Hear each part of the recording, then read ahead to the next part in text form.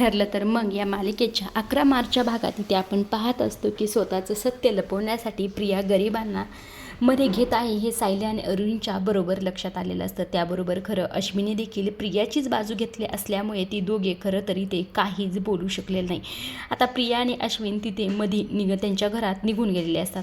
आता सायलीमधली खरं तर 2.0 जागी झालेली असते. सायली मुद्दाम त्या गरजू लोकांना पुन्हा घरी बोलवणार असते आणि प्रियाची इथे फजिती करणार असते. आता इकडे प्रिया आणि अश्विन घरात गेलेले असतात तेव्हा इथे खरं अश्विन प्रियाचं फार कौतुक करत असतो. आता इथे कल्पना आणि पूर्णा जे आल्यानंतर खरं अश्विन स्वतःच्या बायकोचं कौतुक मोठेपणा हे सर्व काही घरच्यांना सांगत असतो. त्याच वेळी खरं तर सायली इकडे त्या गरीब लोकांना घरात घेऊन आलेली असते. त्या माणसांना पाहून खरं तर इथे प्रियाला आश्चर्याचा धक्का बसलेला असतो. आता सायली इथे बोलत असते की नुसते पैसे देऊन काही उपयोग होत नसतो प्रिया. तू जेव्हा अश्विन भाऊजीसोबत लग्न करून या घरात आलेली होतीस तेव्हा मी काही गरजू माणसांना अन्नदान करण्यासाठी घर बोलवलं होतं. तेव्हा तू त्यांच्याशी कशी वागली होतीस हे आठवतं का तुला, असं इथे सायली प्रियाला म्हटलेली असते. तेव्हा खरं तर मागचा सीन इथे दाखवलेला असतो. भूतकाळ जेव्हा खरं तर सायली जी असते ती गरजू लोकांना अन्नदान इथे करत असते तेव्हा प्रियाने खराब अन्न तिथे ठेवलेलं असतं हे देखील इथे दाखवलं जातं. त्याचबरोबर त्यांच्या पायाखाली काचा ठेवलेल्या असतात. हे सगळं काही प्रियानेच केलेलं आहे हे सर्व काही इथे सायलीने सगळ्यांसमोर आलेलं असतं. हा खरं जुना सीन इथे जे काही घडलेलं असतं इथे ते दाखवण्यात आलेलं असतं. सायलीने हे सांगितल्यानंतर खरं इथे प्रिया थोडी शांत झालेली असते. त्यामुळे खरं तर ती सगळ्यांसमोर इथे बोलत असते. तेव्हा मी चुकीची वागले होते, आता मी खरं तर सुधारलेली आहे, आता मी हे सगळं मनापासून करते असं इथे खरं प्रिया म्हटलेली असते. त्याचवेळी खरं सायली म्हणत असते मग याचंच प्रायचित्त म्हणून मी या माणसांना पुन्हा घरी घेऊन आलेले आहे. तू आज स्वतःच्या हाताने काहीतरी या लोकांसाठी बनव आणि त्यांना खायला घाल. हे ऐकल्याबरोबर खरं प्रियाला खूप मोठा धक्का बसतो. मात्र अश्विनला खरं तर ही कल्पना आवडलेली असते आणि तो तिच्या मागेच लागलेला असतो की जा आणि काहीतरी बनव. आणि इकडे पूर्णा आजी आणि कल्पनाला देखील ही सायलीची जी आयडिया असते ती फार आवडलेली असते. इकडे मात्र प्रिया स्वतःच्या जाळ्यात इथे फसलेली असते. त्यामुळे खरं तिचा चेहरा बघण्यासारखा झालेला असतो. दुसरीकडे इकडे किल्लेदाराकडे प्रतिमा खरं तन्वीच्या जुन्या आठवणी घेऊन बसलेली असते. तेव्हा सुमन तिथे येते आणि विचारते की तुम्ही काय करताय वहिनी. तेव्हा इथे प्रतिमा सांगत असते जेव्हा मी या घरात आले ना तेव्हा मला खरं तर काही आठवत नव्हतं, पण तरी देखील रविराजबद्दल मला आपुलकी आणि प्रेम वाटायचं, पण तन्वीबद्दल मला असं काही वाटत नाही. ती माझी मुलगी खरं तर असूनही मला ते कधीच जाणवत का नसेल असं इथे प्रतिमा खरं सुमनला विचारत असतं. तेव्हा इथे सुमन म्हणत असते अहो काही नाही हो, असं तिचा खोटेपणा आला ना सगळ्यांसमोर सगळं काही वागते ना त्यामुळे तुम्हाला असं वाटत असेल. तेव्हा इथे खरं प्रतिमा म्हणत असते पूर्वी तर मला तिचा स्वभावही माहीत नव्हता, तरीही मला तिच्याबद्दल काहीच वाटत नाही. आणि बघ ना आता आम्ही जरी लहानपणी सोबत नसलो तरी देखील आपल्या स्वतःच्या आईबद्दल आपुलकी असतेच ना गं. तिला जर आपुलकी असते तर तिने मला रक्त द्यायला आली असती ना गं ती, असं देखील इथे प्रतिमा म्हटलेली असते. आता हे सर्व काही प्रतिमाचं बोलणं खरं सुमनला पटलेलं असतं. आता इकडे खरं सुमन प्रतिमाला म्हणत असते मी जरा मंदिरात जाऊन येते. तेव्हा इथे प्रतिमा म्हणत असते मी पण येते, थांब मी आवरते हे सगळं, असं इथे प्रतिमाने म्हटल्याबरोबर सुमन म्हणत असते वहिनी नको मला एकटीला जायचंय. खरं तर चालेल का मी एकटी गेलेलं. तेव्हा प्रतिमा म्हणते हा ठीक आहे चालेल ना, काही हरकत नाही, असं इथे प्रतिमा म्हणते. आता इकडे दुसऱ्या बाजूला सुभेदारांच्या घरात प्रियाची लगबग असते, ती म्हणजे त्या लोकांना जेवण बनवायचे. आता इथे खरं तर विमल देखील तिला थोडीशी मदत करत असते.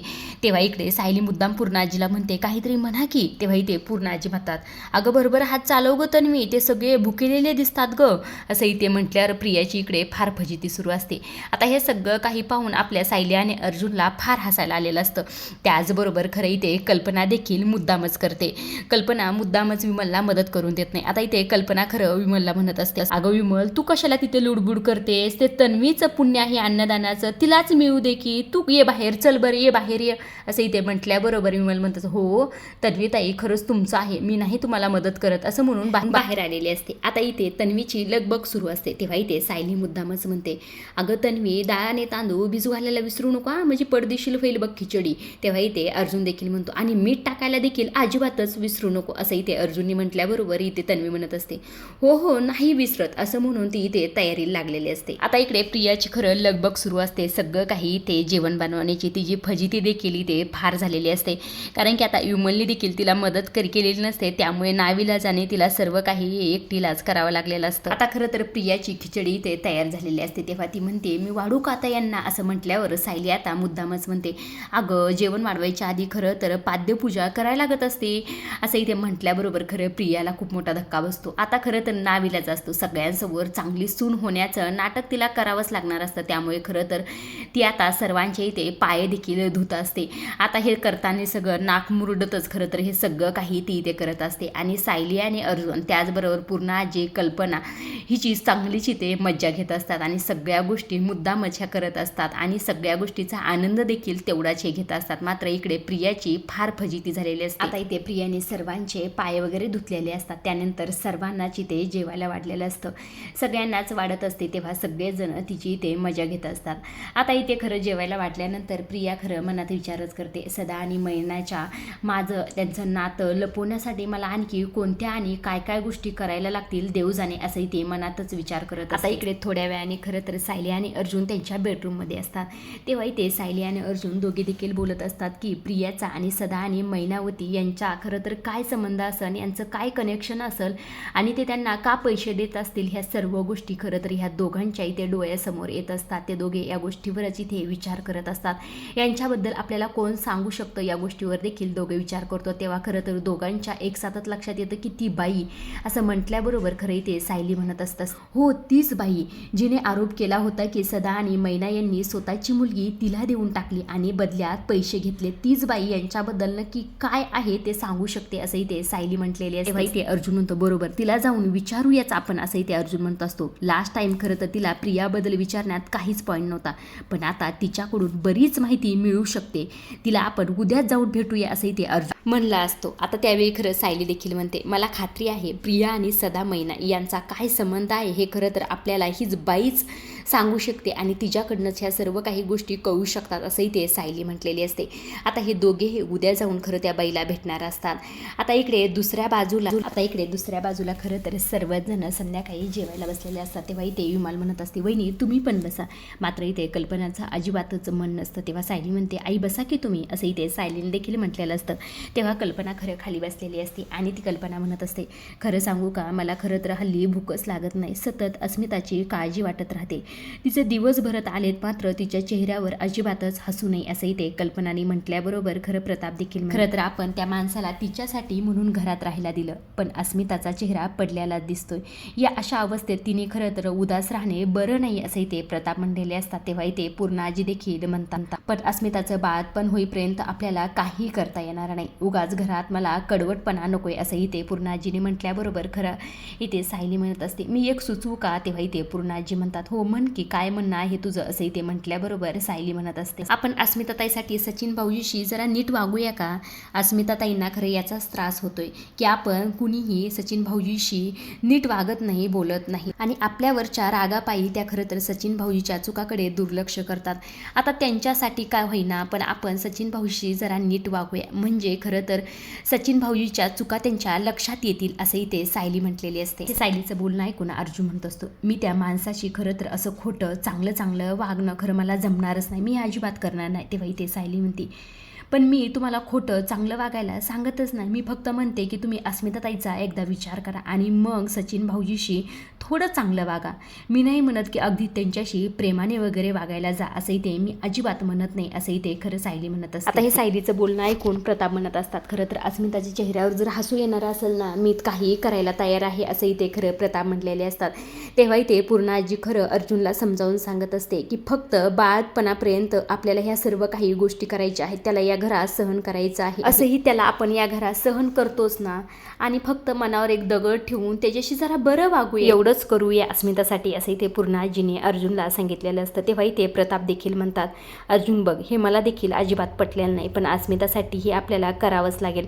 आता इथे खरं तरी ते अश्विन आलेला असतो. अश्विनला देखील हे सगळं काही अजिबात पटलेलं नसतं. तो म्हणत असतो की हे सगळं काही तो असा वागलाय आणि त्याच्याशी आता बरं वागायचं हे मला अजिबात जमणार नाही, असंही ते अश्विन म्हटलेलं असतो. आता इथे प्रिया खरं अश्विनला म्हणत असते, अरे अश्विन असं काय करतो, सगळेजण मदत करतात तर आपणही तसंच वागूया ना, ते जसं म्हणतात तसंच वागूया की. आपल्याला फक्त ह्या घरात शांतता आणि अस्मिताच्या चेहऱ्यावर आनंद हवा आहे, त्यामुळे जे जसं काही म्हणतात तसं आपण करूया, असंही ते खरं प्रिया मुद्दामच म्हणत असते. आता हे प्रियाचे सर्व काही नाटकं आहेत हे तर सगळ्यांनाच माहीत असतं. आता इकडे खरं तर प्रिया मनातच विचार करते, तुला सपोर्ट करण्यातच माझा फायदा आहे सायली, तुझा हा प्लॅन मी कसा उधळून लावते हे बघच, असंही ते प्रिया स्वतःच्याच मनाला म्हणत असते. तेव्हा इथे सायली सर्वांनाच म्हणते, मी अस्मिता ताईला आणि सचिन भाऊजींना जेवायला बोलून आणते, असं म्हणून ती बोलवायला गेलेली असते.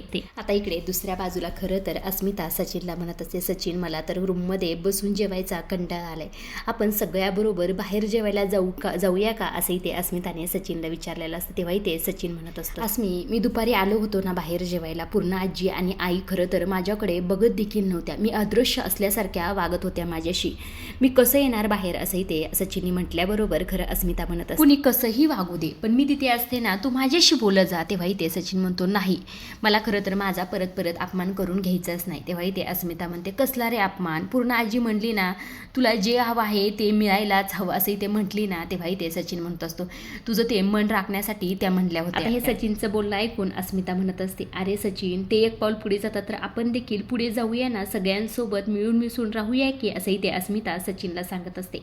आता यांचं बोलणं सुरू असतं तितक्यातच इथे सायली आलेली असते. सायली म्हणत असते की सर्वजण तुमची जेवणासाठी वाट बघतात. हे ऐकल्याबरोबर अस्मिताला फार बरं वाटलेलं असतं की सगळेजण आमची वाट बघतात म्हटल्यावर ती फार खुश झालेली असते.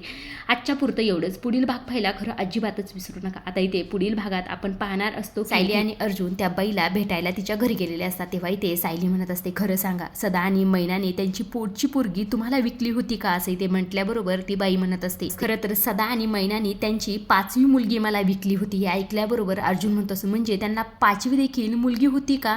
तेव्हा ती बाई म्हणत, माझं जर खोटं वाटत असेल ना तर तुम्हाला त्या पोरीच्या शाळेत जाऊन सगळं काही तपासा, असंही ते खरं ती बाई म्हटल्यामुळं सायली आणि अर्जुन खरं तिथे आलेले असतात. सर्व काही फाईली ते चेक करत असतात. तेव्हा त्यांना इथे एक फाईल भेटलेली असते आणि त्यात नाव असतं ते म्हणजे बबली सदाशिव लोखंडे. आता इथे सायली म्हणत असते, म्हणजे प्रिया बबली सदाशिव लोखंडे आहे तर, असंही ते म्हटल्याबरोबर खरं तर सायली आणि अर्जुनला तन्वीचं सत्य इथे कळलेलं असतं. तेव्हा इथे अर्जुन म्हणतो, म्हणजे ही तन्वी नाहीच, असंही ते अर्जुनने म्हटलेलं असतं. आता हे तन्वीचं सायली आणि अर्जुनला सत्य कळलेलं असतं, त्यामुळे घरच्यांसमोर आता नेमकं ते उघड कधी करतात हे पाहण्यासारखंच आहे. त्यामुळे पुढील भाग पाहिला अजिबातच विसरू नका. आणि अशा डेली मालिकेच्या अपडेट जर तुम्हाला जाणून घ्यायला आवडत असतील तर आपल्या चॅनलला जरूर सबस्क्राईब करा आणि तोपर्यंत पाहत राहा. ठरलं तर मग धन्यवाद.